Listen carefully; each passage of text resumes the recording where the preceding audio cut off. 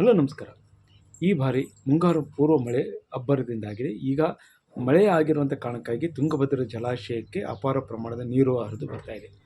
ಈಗಿರುವ ಮಾಹಿತಿ ಪ್ರಕಾರ ತುಂಗಭದ್ರಾ ಜಲಾಶಯದ ಅರ್ಧಕ್ಕಿಂತ ಹೆಚ್ಚು ನೀರು ಬಂದಿದೆ. ಇದು 10 ವರ್ಷಗಳ ಇತಿಹಾಸದಲ್ಲಿ, ತುಂಗಭದ್ರಾ ಇತಿಹಾಸದಲ್ಲಿ ಜೂನ್ ತಿಂಗಳಲ್ಲಿ ಇಷ್ಟು ಪ್ರಮಾಣದಲ್ಲಿ ನೀರು ಬಂದಿರುವುದು ಇದೇ ಮೊದಲು. ಈ ಕಾರಣಕ್ಕಾಗಿ ಇವತ್ತು ಬೆಂಗಳೂರಿನಲ್ಲಿ ತುಂಗಭದ್ರಾ ನೀರು ನಿರ್ವಹಣಾ ಸಲಹಾ ಸಮಿತಿ ಶಿವರಾಜ್ ತಂಗಡಿಯವರ ಅಧ್ಯಕ್ಷತೆಯಲ್ಲಿ 4 ಜಿಲ್ಲೆಗಳ ಜನಪ್ರತಿನಿಧಿಗಳು ಮತ್ತು ಅಧಿಕಾರಿಗಳ ಸಭೆ ನಡೆಸಿ ನಾಲೆಗಳಿಗೆ ನೀರು ಕೊಡುವುದು ತೀರ್ಮಾನ ಆಗ್ತಾಯಿದೆ.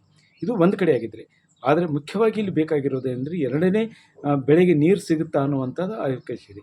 ಆದರೆ ಈ ಸಭೆಯಲ್ಲಿ ಕೇವಲ ಒಂದು ಬೆಳೆಗೆ ಮುಂಗಾರು ಬೆಳೆಗೆ ಮಾತ್ರ ನೀರಿನ ಕುರಿತು ಚರ್ಚೆ ಆಗ್ತದೆ. ಹಿಂದಿನ ಎರಡನೇ ಬೆಳೆಗೆ ನೀರು ಕೊಡೋದು ನವೆಂಬರ್ ತಿಂಗಳಲ್ಲಿ ಮತ್ತೊಂದು ಸಭೆಯನ್ನು ನಡೆಸುವ ಸಾಧ್ಯತೆ ಇದೆ. ಆದರೆ ಇಲ್ಲಿ ಮುಖ್ಯವಾಗಿ ಬೇಕಾಗಿರೋದು ತುಂಗಭದ್ರಾ ಜಲಾಶಯ 75 ವರ್ಷಗಳ ಹಿಂದೆ ನಿರ್ಮಾಣವಾಗಿದ್ದು, ಇದರ ಕ್ರಸ್ಟ್ಗೇಟ್ಗಳು 50% ಸವಕಳಿಯಾಗಿವೆ ಅನ್ನೋಂಥದ್ದು ತಜ್ಞರ ವರದಿ ಇದೆ. ಈ ವರದಿಯ ಆಧಾರದಲ್ಲಿ ಈಗ 105.788 TMC ನೀರು ಸಂಗ್ರಹ ಆಗಬೇಕಾಗಿತ್ತು. ಆದರೆ ಈಗಿರುವಂಥ ಪ್ರಕಾರ, ತಜ್ಞರ ವರದಿಯ ಪ್ರಕಾರ ಈಗ 80 TMC ನೀರು ಮಾತ್ರ ನಿಲ್ಲಿಸಲಾಗಿದೆ. ಈ 80 TMC ನೀರನ್ನು ಕರ್ನಾಟಕ ಮತ್ತು ಆಂಧ್ರ ತೆಲಂಗಾಣದ ಸುಮಾರು 12 ಲಕ್ಷ ಎಕರೆ ನೀರಾವರಿ ಪ್ರದೇಶಕ್ಕೆ ಒಂದು ಬೆಳೆಗೆ ಒಂದಿಷ್ಟು ಯಾವುದೇ ಆತಂಕ ಇಲ್ಲದೆ ಆಗಬಹುದು. ಜೊತೆಗೆ ಮಳೆ ಆದರೆ ಅದು ಆ ನೀರು ಆ ಪ್ರಮಾಣದಲ್ಲಿ ನೀರು ಸಹಿತ ಎಂದು ಮೂಲದ ಪ್ರಕಾರ ನಿತ್ಯ 1 TMC ಅಷ್ಟು ನೀರು ಈಗ ಬೇಕಾಗ್ತಾಯಿದೆ. ಈಗಿರುವಂಥ ನೀರನ್ನು ಮಾಡಿದರೂ ಸಹ 80 TMC ಬಂದರೂ ಸಹ ಅದು 80 ದಿನಕ್ಕೆ ಮೀಸಲಾಗ್ತಾಯಿದೆ. ಅದು ಭತ್ತದ ಬೆಳೆಗೆ ಇನ್ನೂ ಕೆಲವು ದಿನ ಆಗ್ತದೆ ಮತ್ತು ಇನ್ನು ಮಳೆಗಾಲ ಇರುವ ಕಾರಣಕ್ಕಾಗಿ ಒಂದು ಬೆಳೆಗೆ ಯಾವುದೇ ಆತಂಕ ಇಲ್ಲ ಅನ್ನುವಂತಿದೆ. ಆದರೆ ಇಲ್ಲಿ ಒಂದು ಗಮನಿಸಬೇಕಾಗಿದ್ದೇನೆಂದರೆ, ಆಗಸ್ಟ್ 2024 ಆಗಸ್ಟ್ 10ರಂದು ತುಂಗಭದ್ರಾ ಜಲಾಶಯದ ಕ್ರಸ್ಟ್ಗೇಟ್ 19ಗೆ ಹೊಡೆದಾಯಿತು. ಅದು ಹೊಡೆದು ಈಗಾಗಲೇ 10 ತಿಂಗಳಾಯಿತು. ಆದರೆ ಆ ಗೇಟನ್ನು ಅಳವಡಿಸೋದಕ್ಕೆ ಇಲ್ಲಿವರೆಗೂ ಆಗಿಲ್ಲ.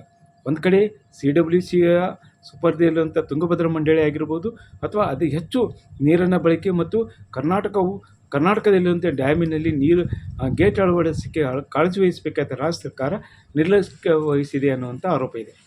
ಒಂದು ಈಗ 65-35 ಅನುಪಾತದಲ್ಲಿ ನೀರು ಬಳಕೆ ಆಗ್ತಾಯಿದೆ. ಇಲ್ಲಿರುವಂಥ ನೀರನ್ನು 80 TMC ನೀರಾದರೆ ಅದರಲ್ಲಿ ಕರ್ನಾಟಕದ ಪಾಲು ತೀರಾ ಕಡಿಮೆ ಆಗ್ತಾಯಿದೆ ಅನ್ನೋದು ಒಂದು ಕಡೆ ಆಗಿದ್ದರೆ, 10 ತಿಂಗಳವರೆಗೂ ಸಹ ಇಲ್ಲಿ ನೀರನ್ನು ಒಂದು ಗೇಟನ್ನು ಅಳವಡಿಸೋಕ್ಕಾಗಲಿಲ್ಲ. ಅವತ್ತು ಗೇಟ್ ಕಿತ್ತೋದಾಗ ಒಂದು ಸ್ಟಾಪ್ ಲಾಕನ್ನು ಅಳವಡಿಸಿದ್ರು, ಅದೇ ಮಾದರಿಯಲ್ಲಿದೆ. ಆದರೆ ಈಗ ಇರುವಂಥದ್ದು 33 ಗೇಟ್ಗಳನ್ನು ಬದಲಾಯಿಸಬೇಕು. ಅದಕ್ಕೆ 3 ವರ್ಷಕ್ಕೆ ಟೆಂಡರ್ ಇದೆ. ಆದರೆ ಒಂದು ಗೇಟನ್ನು ತಕ್ಷಣಕ್ಕೆ ಅಳವಡಿಸಬೇಕಾಗಿತ್ತು ಅನ್ನೋದಿದೆ. ಈಗಾಗಲೇ ಟೆಂಡರ್ ಕರೆದಿದ್ದು ಒಂದು ಗೇಟ್ ಸಹ ಡ್ಯಾಮ್ ಸೈಟ್ನಲ್ಲಿ ಬಂತು. ಆದರೆ ಈಗ ಅಳವಡಿಸೋದಕ್ಕೆ ಡ್ಯಾಮಿನಲ್ಲಿ ಈಗಾಗಲೇ ನೀರು ಸಂಗ್ರಹ ಆರಂಭವಾಗಿರೋ ಕಾರಣಕ್ಕೆ ಮತ್ತು ಅರ್ಧದಷ್ಟು ನೀರು ಬಂದಿರೋ ಕಾರಣಕ್ಕೆ ಈಗ ಅಳವಡಿಸಲು ಅಸಾಧ್ಯ. ಒಂದು ಮೂಲದ ಪ್ರಕಾರ ಈಗಿರುವಂಥದ್ದು ಕ್ರಸ್ಟ್ಗೇಟ್ ಅಳವಡಿಸಬೇಕಾದ್ರೆ 43 TMCಗಿಂತ ಕಡಿಮೆ ಇದ್ದಾಗ ಕ್ರಸ್ಟ್ಗೇಟನ್ನು ಅಳವಡಿಸ್ಬೋದಾಗಿತ್ತು. ಆದರೆ ಈಗ 56 TMC ಇರುವಂಥ ಕಾರಣಕ್ಕಾಗಿ ಈಗ ಕ್ರಸ್ಟ್ಗೇಟನ್ನು ಅಳವಡಿಸಲು ಸಾಧ್ಯ ಇಲ್ಲ. ಇದನ್ನು ಮುಂದಿನ ನವೆಂಬರ್ವರೆಗೆ ಏನಾದರೂ ಕಡಿಮೆ ಆದರೆ ಅಳವಡಿಸ್ಬೋದು, ಅಥವಾ ಮತ್ತೊಂದು ವರ್ಷಕ್ಕೆ ಇದು ಹೋಗ್ತಾಯಿದೆ. 80 ನೀರನ್ನೇ ನಂಬಿಕೊಂಡಿರುವಂಥ ಅನೇಕ ರೈತರು, ಅದು ಬಳ್ಳಾರಿ, ರಾಯಚೂರು, ಕೊಪ್ಪಳ ಮತ್ತು ವಿಜಯನಗರ ಜಿಲ್ಲೆಯ ರೈತರು ಈಗ ಸಂಕಷ್ಟಕ್ಕಿದ್ದಾರೆ ಮತ್ತು ಮುಂದಿನ ಬೆಳೆಗೆ ನೀರು ಸಿಗುತ್ತಾ ಇಲ್ಲೋ ಅನ್ನೋಂಥ ಆತಂಕವಾಗಿದ್ದಾರೆ. ಇದರಲ್ಲಿ ಸಹ ರಾಜಕಾರಣ ಹೋಗ್ತಾ ಇದೆ. ರಾಜ್ಯ ಸರ್ಕಾರ ಈ ಕುರಿತು ಈಗಾಗಲೇ ಮಾಹಿತಿ ಇತ್ತು. ನೀರು ಈ ಬಾರಿ ಮುಂಗಾರು ಪೂರ್ವ ಮಳೆ ಬೇಗ ಬರ್ತಾಯಿದೆ ಅನ್ನುವಂತಿದೆ. ಅದನ್ನು ಟೆಂಡರನ್ನು ಬೇಗ ಮುಗಿಸ್ಕೊಂಡು ಮತ್ತು ಈ ತಜ್ಞರ ವರದಿ ಅವುಗಳನ್ನು ಆಧಾರದಲ್ಲಿ ಬೇಗ ಮಾಡಿಕೊಂಡು ಈಗ 10 ತಿಂಗಳ ಕಾಲಾವಕಾಶದಲ್ಲಿ ಈ ಗೇಟನ್ನು ಅಳವಡಿಸಬೇಕಾಗಿದೆ. ಅಂದರೆ ಮಾರ್ಚ್ ಅಥವಾ ಏಪ್ರಿಲ್, ಮೇ, ಜೂನ್ದಲ್ಲಿ ಒಳಗಾಗಿ ಈಗ ಗೇಟನ್ನು ಅಳವಡಿಸಿದರೆ ನೀರು ದೊರೀತಾ ಇತ್ತು. ಆದರೆ ಇದು ಆಗದೇ ಇರುವಂಥ ಕಾರಣಕ್ಕಾಗಿ ಈಗ ಸಂಕಷ್ಟಕ್ಕಿದೆ. ಮಾಡಬೇಕಾದ್ರೆ ಎಲ್ಲದೂ ಸಮಯ ಬರಬೇಕಾಗ್ತದೆ. ತೀವ್ರಗತಿಯಲ್ಲಿ ಮಾಡ್ತಾರೆ ನೋಡಿ. ಎಲ್ಲರೂ ನಮ್ಮಿರ್ತಕ್ಕಂಥ ಶಾಸಕರು ಇರ್ಬೋದು, ಸರ್ಕಾರ ಇರ್ಬೋದು, ಎಲ್ಲರೂ ಅಭಿವೃದ್ಧಿ ಕೆಲಸಗಳು ಮಾಡಬೇಕಂದ್ರೆ ಇರ್ತದೆ. ಏನಾದರೂ ಅಡಚಣೆಗಳು ಬಂದರೆ 4 ದಿವಸ ಲೇಟಾಗಿದ್ದು ಬಿಟ್ಟರೆ ತಕ್ಷಣ ಅದ್ರ ಬಗ್ಗೆ ಕ್ರಮ ತಗೊತಾರೆ. ಜನರಿಗೆ ಅನುಕೂಲವಾಗುವಂಥ ಒಂದು ವಾತಾವರಣ ಬೋರ್ಡ್ನವ್ರ ತೀರ್ಮಾನದಂತೆ ನಮ್ಮ ಮುಂದೆ ನಡಿಬೇಕಾಗ್ತದೆ. ಈಗಾಗಲೇ ಅವರು ಟೆಂಡರ್ ಕರೆದಿದ್ದಾರೆ. 48 ಕೋಟಿಗಷ್ಟು ಟೆಂಡರ್ ಆಗಿದೆ. 15 ತಿಂಗಳ ಸಮಯ ಕೇಳಿದ್ದಾರೆ. ನಾವು ಏನಂದರೆ ಅಟ್ಲೀಸ್ಟ್ ಒಂದು ಗೇಟಿಗೆ ಕಂಪ್ಲೀಟ್ ಆಗಬೇಕಂದ್ರೆ ಅದು ಒಪ್ಕೊಂಡಿದ್ರು.